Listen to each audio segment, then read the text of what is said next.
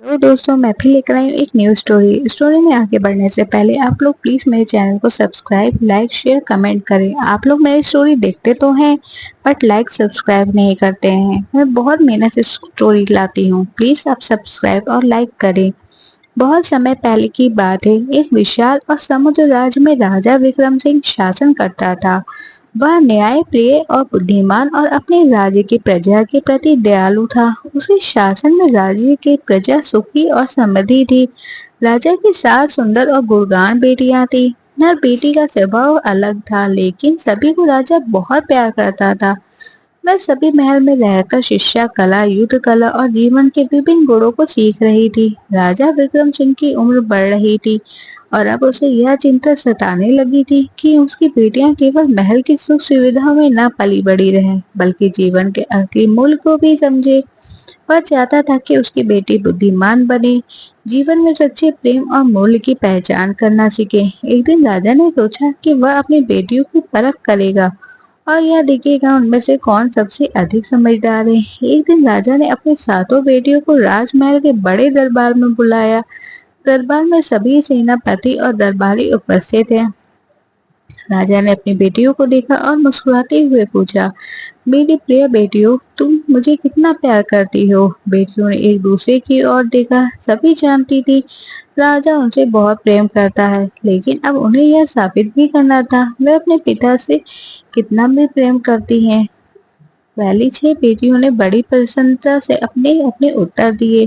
पहली बेटी बोली, पिताजी, मैं आपसे सोने और चांदी जितना प्यार करती हूँ। दूसरी बेटी ने कहा, पिताजी, आप मेरे लिए अनमोल हीरे जवाहरात की तरह हैं।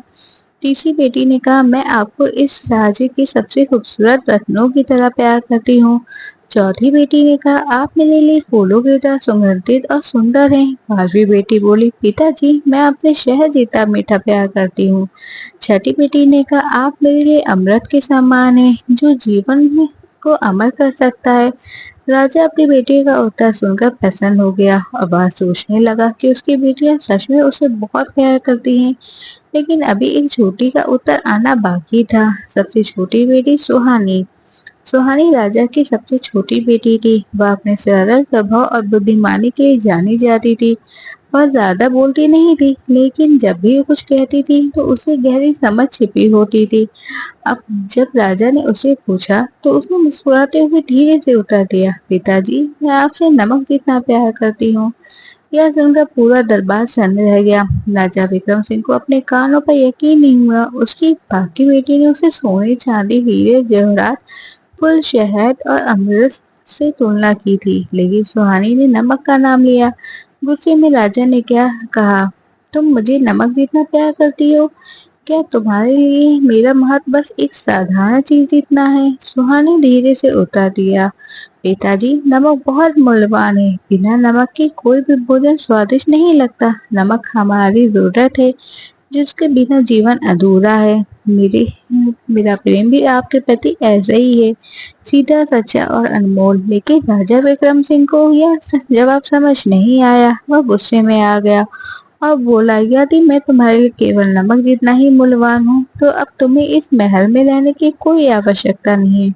जाओ और यहाँ जहाँ चाहो वहाँ चले जाओ। सुहानी यह सुनकर दुखी हो गए, लेकिन उसने राजा से कोई बहस नहीं की। उसने चुपचाप महल छोड़ दिया। राजा ने उसे रोकने की कोशिश भी नहीं की।